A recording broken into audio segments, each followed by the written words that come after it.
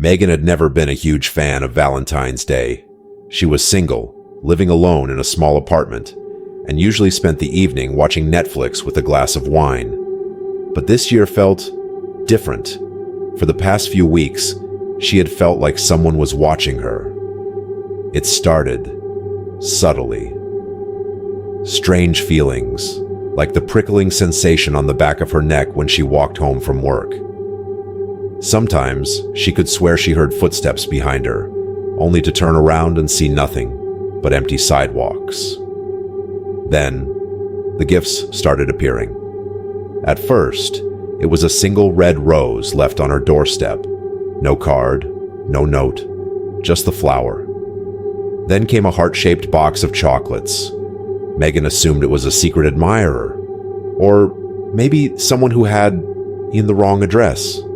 But the next gift made her stomach twist. A small handwritten note taped to her door. "You're so beautiful when you sleep." Megan's blood ran cold. How would someone know what she looked like when she was asleep? Had someone been watching her? She tried to brush it off as a bad joke. But as Valentine's Day approached, the situation escalated. She started noticing small signs that someone had been inside her apartment. Her closet door slightly open when she was sure she had closed it. Her toothbrush moved. The faintest scent of unfamiliar cologne lingering in the air. Then, on the night of Valentine's Day, she was home alone, curled up on the couch, when there was a soft knock at the door. Her heart pounded. It was almost midnight. Who would be visiting her this late? She peered through the peephole. Nothing. A second knock. This time, louder. Her phone buzzed with a text from an unknown number. "Why won't you open the door? I got you a gift." Megan froze. Her fingers trembled as she typed back, "Who is this?" No response. Then suddenly her motion-activated porch light flickered on. A shadowy figure stood at the edge of her driveway. Tall, motionless, facing directly toward her apartment. Megan's hands shook as she dialed 911. Before she could speak, another text came through. "I'm already inside." Her breath hitched. She bolted to her bedroom, locking the door. The dispatcher on the line told her to stay calm, that police were on their way. But Megan barely heard them, because just outside her bedroom door, she heard slow, deliberate footsteps. Something scratched against the wood. A deep, raspy whisper. "You don't have to be afraid. It's Valentine's Day. I just want to be close to you." Megan muffled her sobs as she pressed herself against the wall, waiting for help to arrive. Minutes later, flashing red and blue lights illuminated her window. A loud bang as police kicked in her door. They found a man hiding in her closet. He had a knife, a Polaroid of Megan sleeping, taken through her bedroom window. And worst of all, they discovered a hidden crawl space behind her closet. The man had been living there for weeks. Liam had always hated Valentine's Day. To him, it was just an overhyped holiday designed to make single people feel miserable. But this year felt different. This year, he had Claire. They had met on a dating app a month earlier, and their conversations were effortless. They talked for hours every night, exchanging stories, jokes, and even a few flirtatious texts. Claire was perfect, funny, intelligent, and drop-dead gorgeous. She had dark, wavy hair and striking green eyes that Liam swore could hypnotize anyone. After weeks of talking, Claire suggested they meet in person for Valentine's Day. Liam eagerly agreed, choosing a small, cozy restaurant in the heart of town. He arrived early, wanting to make sure everything was perfect. At exactly 7:30, Claire walked through the door, and Liam's breath hitched. She looked even more stunning in person, wearing a deep red dress that hugged her curves. She smiled when she saw him, and took a seat across from him. Their conversation flowed effortlessly. Claire told him about her recent move to town, her love for horror movies, and her strange habit of always looking over her shoulder. "I know it sounds crazy," she said, twirling a strand of her hair, "but sometimes I feel like I'm being followed." Liam chuckled. "Maybe you have a secret admirer." Claire smiled, but it didn't quite reach her eyes. Midway through dinner, she excused herself to use the restroom. Liam waited, sipping his drink. 5 minutes passed, then 10. After 15 minutes, he started to worry. He flagged down the waitress. "Excuse me, could you check the restroom? My date's been gone a while." The waitress furrowed her brows. "Your date?" Liam nodded. "Claire, she was sitting right here." The waitress hesitated. "Sir, you came in alone." Liam laughed nervously. "No, Claire was here. We've been talking for the past hour." The waitress frowned. "I've been serving you. You've been sitting alone since you got here." A cold chill ran through Liam's body.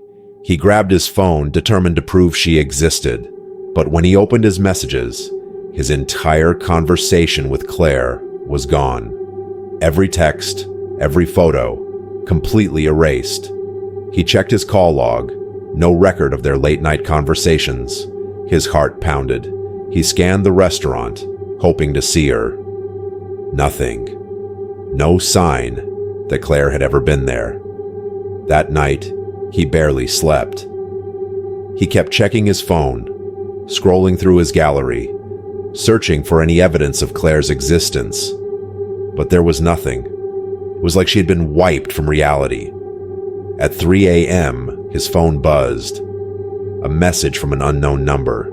"Had fun tonight. See you next year, Liam." His stomach twisted.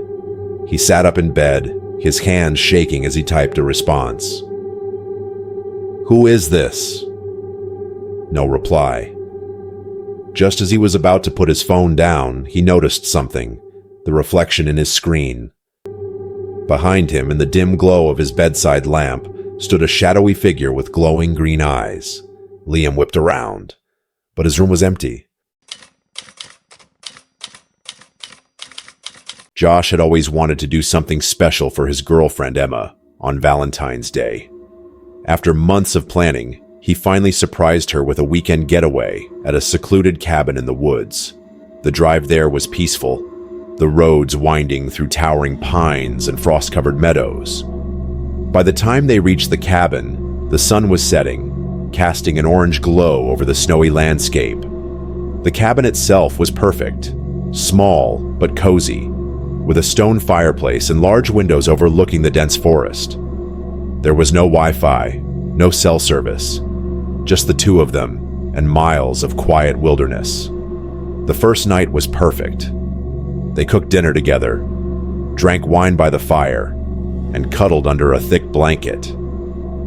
But at around 2 a.m., Emma woke up with a strange feeling. She listened.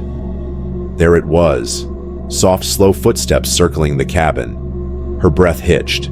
She nudged Josh awake. "Josh, wake up! Someone's outside!" Josh groaned, rubbing his eyes. "It's probably an animal." Emma shook her head.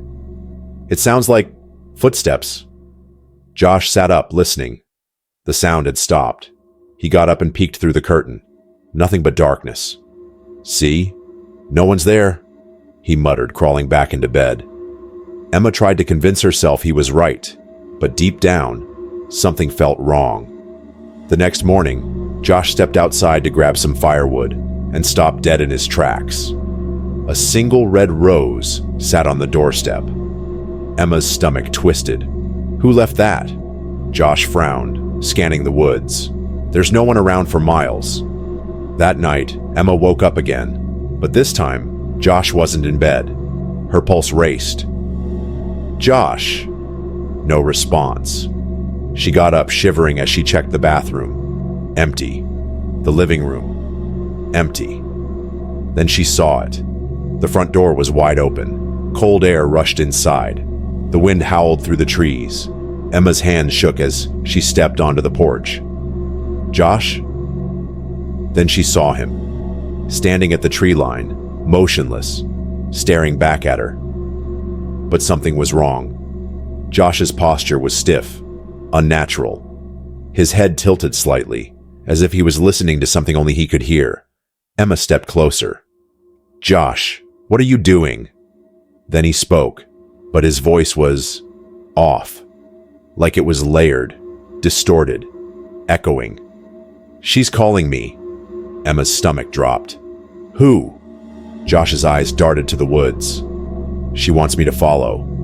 Emma grabbed his wrist. "Josh, you're scaring me. Let's go inside." For a moment he didn't move. Then, suddenly he blinked and gasped, like he had just woken up. "Emma? What the hell am I doing out here?" Emma pulled him inside, slamming the door shut. The next morning, they packed and left. As they drove away, Emma glanced in the rearview mirror. A tall, shadowy figure stood on the roof of the cabin, watching them leave. When they reported it to the rental owner, his face darkened. "You're lucky," he said. "Most people who see her don't make it out."